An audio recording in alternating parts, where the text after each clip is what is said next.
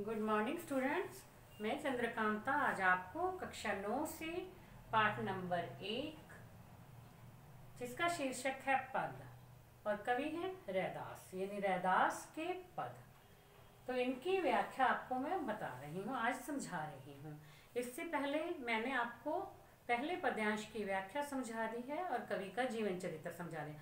तो आज हम पाठ नंबर 1 की रैदास के पदों की व्याख्या नंबर 2, तो उसको मैं आपको समझा रही हूँ। इसमें से कुछ शब्द भी हैं जो आपको मैं साथ में उनका अर्थ भी बता देती हूँ और कुछ प्रश्न उत्तर हैं वो भी साथ में ही कर लेंगे। अब इसमें कवि रैदास क्या कहते हैं प्रभु से। अब पहले पद्यांश में आपने पढ़ा ही है कि वो प्रभु की तुलना किन किन चीज़ों से करते हैं कि हे प्रभु तुम चंदन हम पानी, जाकी अंग अंग पास समानी, हे प्रभु तुम मोती हम धागा, जैसे सोने ही मिलत सुहागा, तुम स्वामी हम दासा, तुम घनवन हम मोरा, जैसे चितोत चंद चकोरा।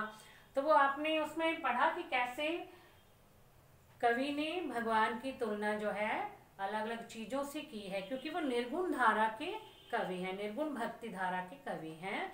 वो भगवान को जो है ऊपरी दिखावे या मूर्ति पूजा के विरोधी हैं, बाह्य आडंबर का विरोध करते हैं। वो कहते हैं भगवान कण कण में व्याप्त है, हमें जो है भगवान को हर जगह पे देखना चाहिए, महसूस करना चाहिए और उसे पाने का प्रयत्न करना चाहिए और भगवान को प्राप्त करने के लिए एकाग्रचित मन से भक्ति करनी चाहिए। अब इसमें कहते हैं कभी ऐसी लाल तुझ बिन कौनु करे। अब लाल इस किसे कहा है? प्रभु के, कि हे प्रभु तुम्हारे बिना भक्तों का कुछ भी करने वाला कोई नहीं है, यानी तुम्हारे बिना भक्तों का भला करने वाला और कोई नहीं है। तुम ही अपने भक्तों का, गरीबों का भला करते हो, उनके कष्टों का हरण करते हो, उन पर द्रवित होते हो और उन्हें हर प्रकार से उनकी सहायता करते हो।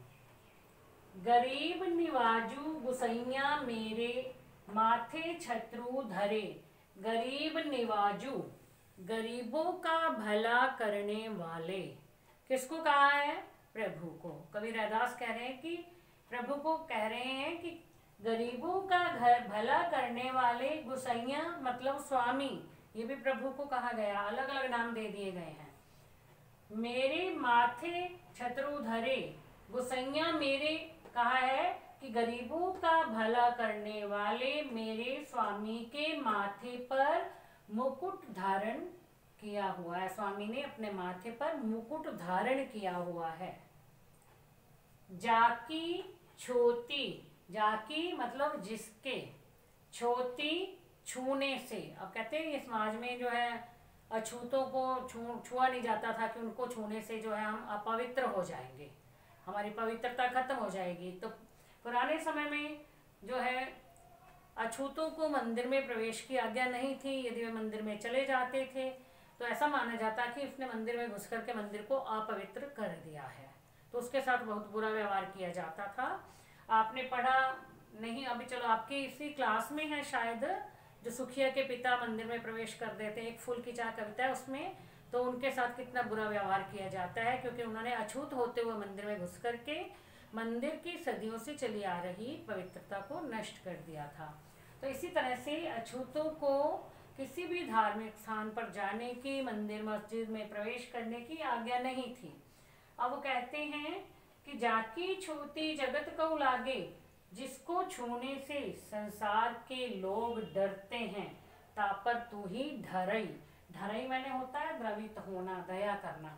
तुम उन्हीं लोगों पर दया करके उनके कष्टों का हरण करते हो, यानी लोग तो उन्हें छूते भी नहीं है क्योंकि वो तो ऐसे मानते हैं कि हम जो है अपवित्र हो जाएंगे, लेकिन भगवान किसी के साथ कोई भेदभाव नहीं करता। तो हे प्रभु तुमने कभी भी अपने उन भक्तों के साथ भी भेदभाव नहीं किया जिन्हें छूने से संसार के लोग डरते हैं।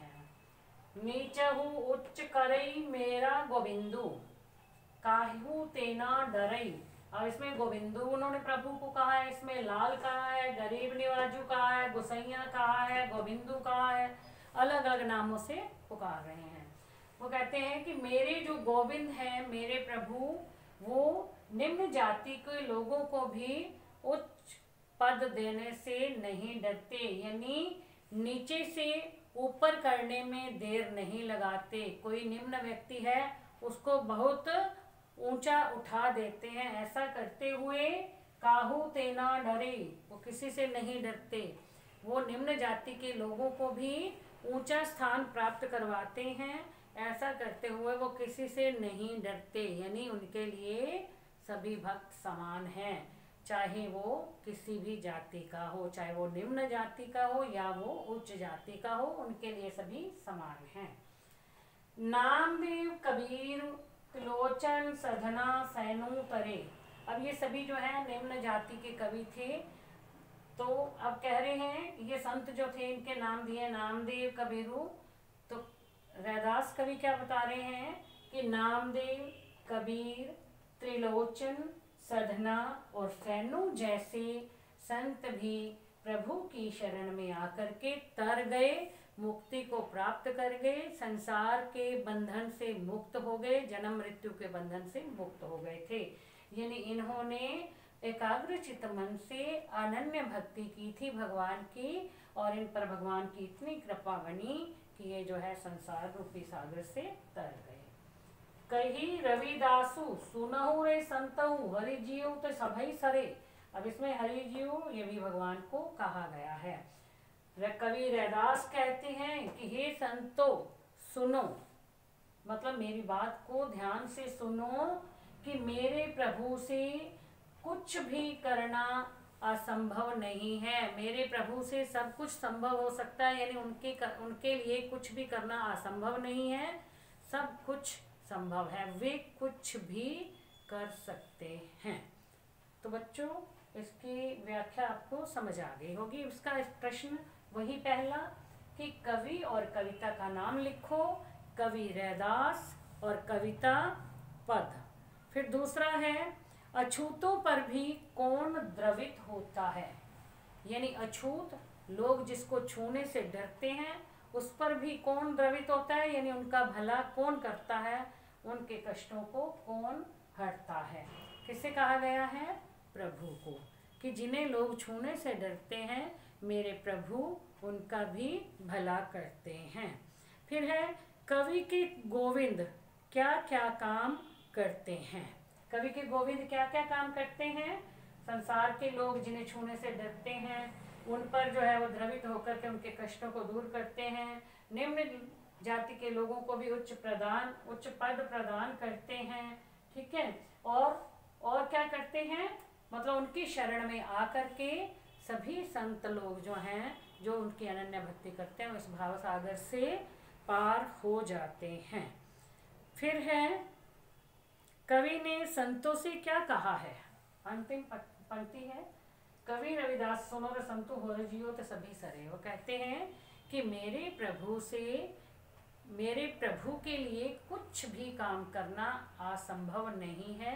ऐसा कोई काम नहीं जो वो नहीं कर सकते हैं, उनके लिए हर काम करना संभव है। यानी वो हर तरह से अपने भक्तों की रक्षा करते हैं, उनके कष्टों को दूर करते हैं, उन्हें जन्म मरण के बंधन से छुटकारा दिलाते हैं। वो अपने भक्तों को कभी अकेला नहीं छोड़ते, हमेशा उनके साथ रह करके उनका भला करते हैं। तो बच्चों ये थे इस पद्यांश के अंदर से जो प्रश्न बने थे छोटे, ये भी हो गए। अब इसमें जो प्रश्न दिए गए हैं बुक में ही, जो प्रश्न पीछे दिए गए हैं, तो दूसरे पद में कवि ने गरीब निवाजू किसे कहा है, ये एक प्रश्न है। तो कवि ने गरीब निवाजू भगवान को कहा है, जो गरीबों का भला करते हैं और उनके कष्टों को दूर करते हैं, वे हमेशा दीन दुखियों पर दया करते हैं। फिर है इसी पद में जाकी छोटी जगत कऊ लागे तापर तू ही ढरे। इस पंक्ति का आशय स्पष्ट कीजिए। यानी जिसे छूने से संसार के लोग डरते हैं, कुछ अछूत लोग होते हैं, लोग ये मानते जो निम्न जाति के हैं तो लोग उनके पास नहीं जाते।